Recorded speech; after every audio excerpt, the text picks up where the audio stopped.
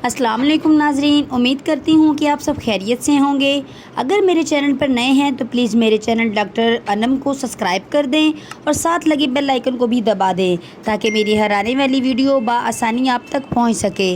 अब चलते हैं हम अपनी वीडियो की तरफ। आज मैं आपको बताऊंगी कि औरत किस वक्त अपने जज्बात का इजहार करती है और किन चीज़ों की वजह से वो ज़्यादा लज़्ज़त महसूस करती है, और औरत किस मौसम में ज़्यादा हम बिस्तरी के लिए आमादा होती है।